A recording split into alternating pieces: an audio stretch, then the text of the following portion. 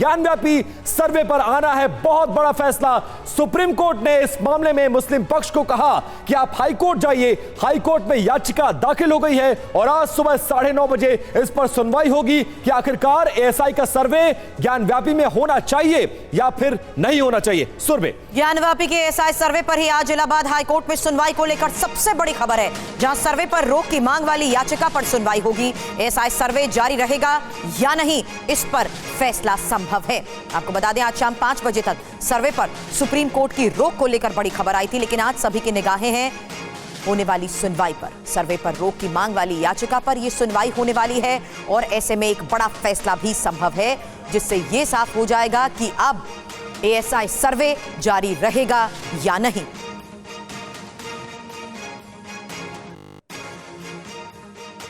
और 3 तस्वीरें आप ये देखिए, ज्ञानव्यापी का वो दरवाजा जिसको होते हुए आप अंदर तक जाते हैं, वहां पर कैसी अफरा तफरी। दूसरी तरफ वो गुंबद जिसके नीचे मंदिर होने का दावा किया जा रहा है और उस वजू खाने की तस्वीरें भी आपके सामने, जिस पर सुप्रीम कोर्ट ने फिलहाल यह मामला लंबित है कि वो शिवलिंग है या फिर फव्वारा। इलाहाबाद हाईकोर्ट में सुनवाई होनी है, आज फैसले का दिन है। हाईकोर्ट इस पर सुनवाई करेगा, सर्वे होगा या फिर नहीं होगा, इस पर आज फैसला आने की पूरी संभावना है। कल इस मामले में याचिका दाखिल की गई थी, दोनों पक्षों को सुना कोर्ट ने और इसके बाद आज इस पूरे मामले में सुनवाई आगे भी जारी रहेगी। आज शाम 5 बजे तक सुप्रीम कोर्ट ने सर्वे पर रोक लगा रखी है। आज इलाहाबाद हाईकोर्ट में सुनवाई मुस्लिम पक्ष की याचिका सुनी जाएगी, जहां सर्वे रोकने या जारी रखने पर होगा फैसला।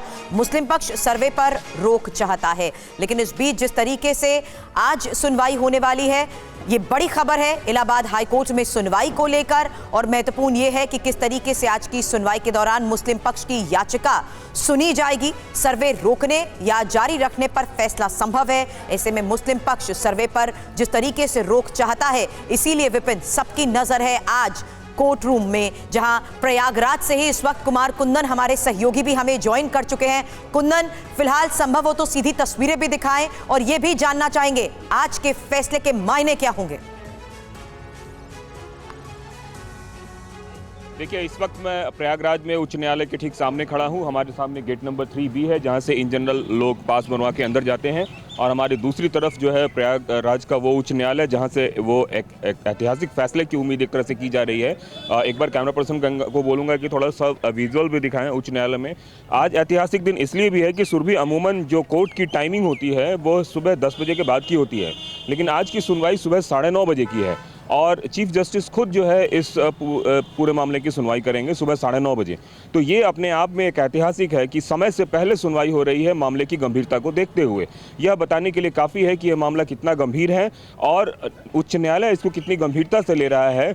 कल भी इस पूरे मामले की सुनवाई हुई थी और दोनों पक्षों को सुना था।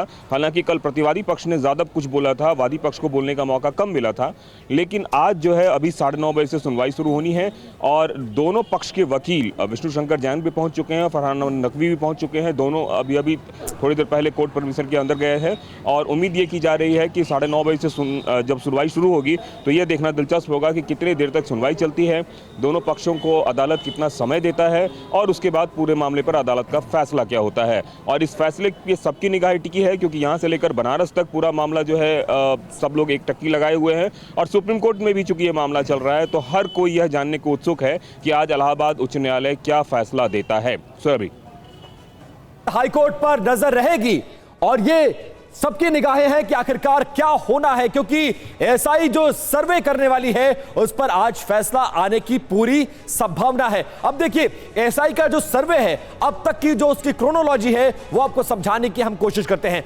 अगस्त 2021 में 5 महिलाओं की याचिका पर श्रृंगार गौरी की पूजा की मांग की गई। अप्रैल 2022 में लोअर कोर्ट से वीडियो सर्वे का आदेश आया।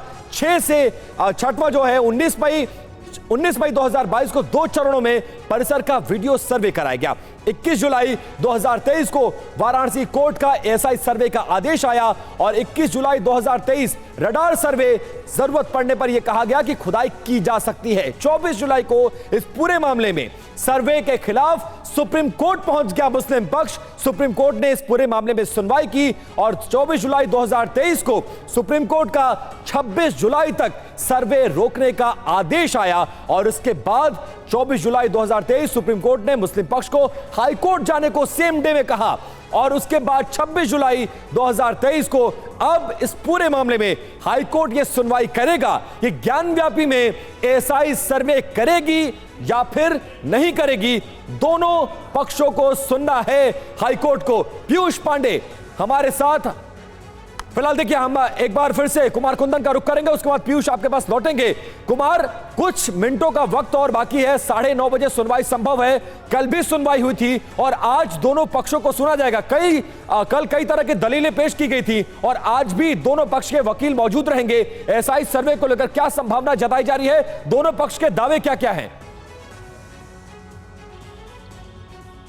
देखिए विपिन, इस चीज़ को समझना बेहद गंभीर है क्योंकि 1991 में सबसे पहले ज्ञानवापी का मामला आया था और 1993 में पहली बार पैमाइश की जो है कोर्ट ने इजाज़त दी थी। जिला बनारस के जिला कोर्ट अदालत ने इसकी इजाज़त दी थी और 1993 में जब पैमाइश के लिए लोग पहुंचे ज्ञानवापी तो उस वक्त भी विरोध की वजह से पैमाइश नहीं हो पाई थी। उसमें कोई टेक्निकल ग्लिच नहीं था। वहाँ पे स्थानीय लोगों ने जिस तरीके से विरोध किया उसके बाद नहीं हो पाया। उसके बाद की पूरी क्रोनोलॉजी को समझिए तो जब जब सर्वे की बात हुई है तब तब कोई न कोई अड़ंगा लगा ही है। लेकिन इस बार पूरा टेक्निकल, एक तरह से कह सकते हैं कि वादी पक्ष जो है पूरी तैयारी के साथ और टीम के साथ अलग अलग मोर्चों पे, चाहे वो ग्राउंड रियलिटी की बात करें, हम बनारस की बात करें या फिर प्रयागराज उच्च न्यायालय की बात करें या फिर दिल्ली में सुप्रीम कोर्ट की बात करें, पूरे जगह पे एक तरह से टीम वर्क की तरह काम कर रही है और उनको ऐसा लग रहा है कि लटकाओ वाली नीति और किसी भी तरीके से इस सर्वे को रोकने वाली नीति से हमें बचना होगा और शायद यही वजह है कि अपने अपने तरफ से वो लोग रणनीति बना रहे हैं। बिल्कुल कुंदन, और क्लियर वर्डिक्ट आने की संभावना है क्योंकि सुप्रीम कोर्ट इस पूरे मामले को मॉनिटर कर रहा है। सुप्रीम कोर्ट के आदेश पर इस पूरे मामले में हाई कोर्ट सुनवाई करेगा। बिल्कुल, लेकिन आज जिस तरीके से सुनवाई होनी है, इसलिए सबसे पहले मैंने कुंदन से यही सवाल पूछा था कि आज के फैसले के मायने क्या हैं, क्योंकि अलग अलग याचिकाएं हैं इस पूरे मामले में कोर्ट में। ऐसे में यह महत्वपूर्ण है समझना कि किस तरीके से अब इंफॉर्मेशन वॉल पर हम आपको एक खास डिटेल बताने वाले हैं कि किसी भी ऐतिहासिक चीज की प्रामाणिकता और उससे जुड़े पुख्ता साक्ष्य जुटाने के लिए किस तरीके से साइंटिफिक सर्वे किया जाता है, क्योंकि सर्वे को लेकर अब इस बीच याचिकाओं पर सुनवाई होनी है।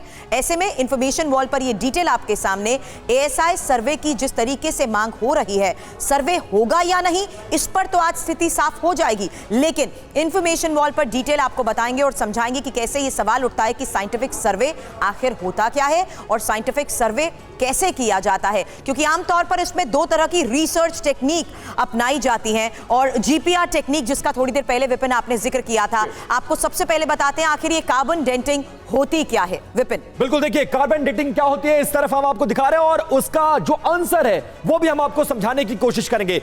जीवाश्म में मौजूद कार्बनिक पदार्थ की उम्र का पता लगाना होता है, मतलब वो चीज जिसकी कार्बन डेटिंग की जा रही है वो कितनी पुरानी है। सुरभि, इसी के जरिए लकड़ी, हड्डियां, बाल, मिट्टी जैसी चीजों की उम्र की जानकारी भी मिल पाती है और यह भी बहुत जानना जरूरी हो जाता है कि कार्बन डेटिंग से किसी भी ऐतिहासिक चीज की कैसे उम्र का पता चलता है। विपिन, बिल्कुल, कार्बन देखिए एक रासायनिक तत्व है, इसमें 3 तरह की चीजें होती हैं। देखिए कार्बन डेटिंग से उम्र का पता कैसे चलता है। कार्बन रासायनिक और 3 तरह के आइसोटोप होते हैं, साथ साथ कार्बन 12, कार्बन 13, कार्बन 14, और इसमें बदलाव नहीं होता है और लगातार कार्बन 14 में लगातार कमी होती है। इसके मायने क्या है? सॉरी बटन कर रही हूं आपको, ये इसलिए भी बता रही हूं क्योंकि वक्त बीतने के साथ कार्बन 12 और कार्बन 13 में कोई बदलाव नहीं होता है, ये इसीलिए हमने एक एरोस के जरिए हाईलाइट किया है। जबकि कार्बन 14 की अगर आप बात करें तो लगातार इसमें कमी रहती है।